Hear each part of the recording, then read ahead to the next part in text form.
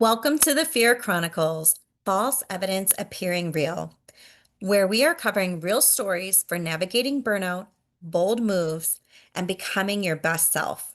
I'm your host, Natasha Aga, private practice strategist, mother of two, and recovering perfectionist. This is the space where we get honest about the pivots, the pressure, and the purpose behind it all. If you're navigating life transitions, career shifts, motherhood, or learning to trust yourself again, you're in the right place. Let's dive in. For as long as I can remember, I have always been a planner. I was responsible, a go getter, a high achiever. I would use my literal planner and I would schedule things and I would create goals. I was inconsistent when it came to certain goals. Depending on which area of my life, I would achieve the goal every time and could set new ones. Therefore, I would feel accomplished. While in other areas of my life and business, I would set goals and miss the mark on repeat. And I couldn't understand why I was inconsistent. I didn't see the patterns. The pattern that eventually became clear to me was I would execute external goals without an issue. When it came to goals, commitments to myself, like things to improve my health or changing my habits, well, those didn't seem to happen, or at least didn't have the same track record of success. I would push them off, negotiate with myself logically, with reasons of why I couldn't do the thing or change my behavior, or why now wasn't a good time. This became strikingly evident through my entrepreneurial journey because it involved making changes, betting on myself, and relying on myself to get things done, especially in the beginning and being a solopreneur.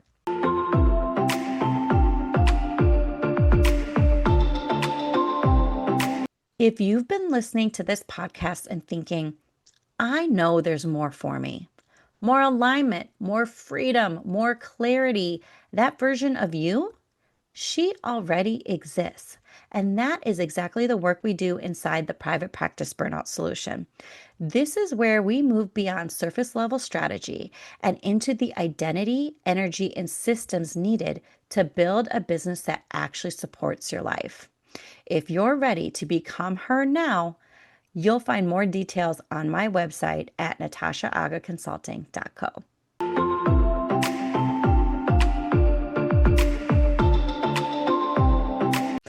That's when I learned the biggest lesson. Goals only get you so far. If you want bigger and longer lasting change and results, you have to create new standards, both professionally and personally.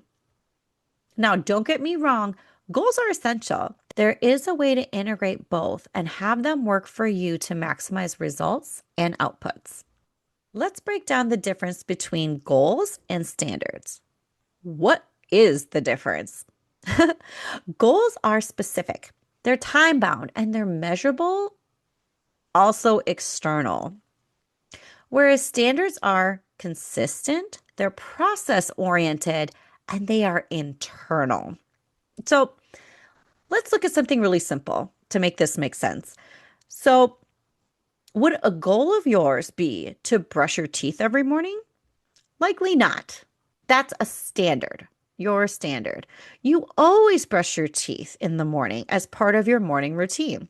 Sometimes the shift to truly make the exponential leaps in your life that you are looking for is to establish new standards.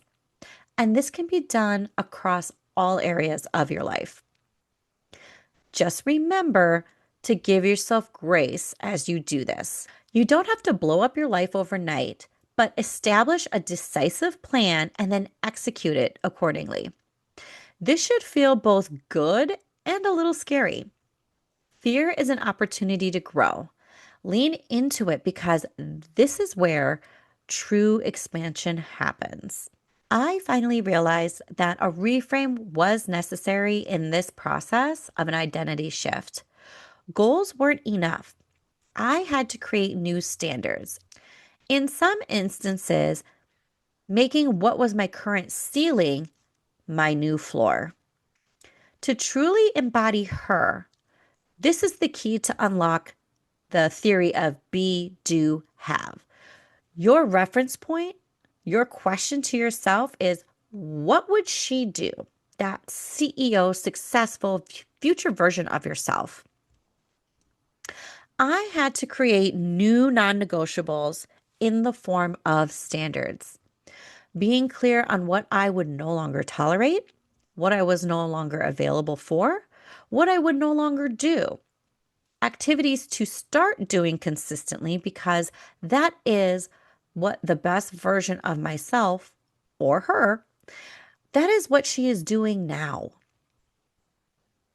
So, for example, I was working late on weeknights and working every weekend.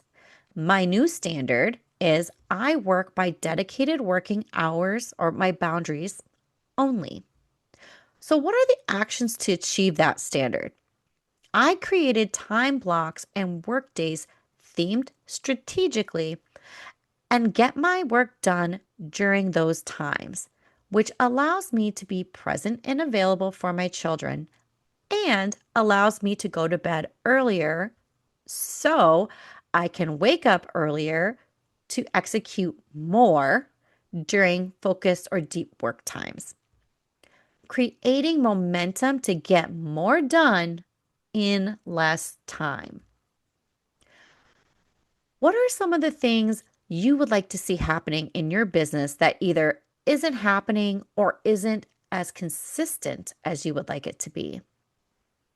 What is a needle moving action you can take to make that happen or achieve that result? How can you make that action or result your new standard? Flip this to personal as well. Something as simple as drinking more water, which was one of mine. A healthier version of you is a more aligned version of you. I would love to hear from you. Any light bulb moments, insights, or takeaways from this episode? Share with me on Instagram at Natasha Aga Consulting or comment below. I invite you to take my 2-minute Are You the Bottleneck quiz to find out who or what is slowing down your progress.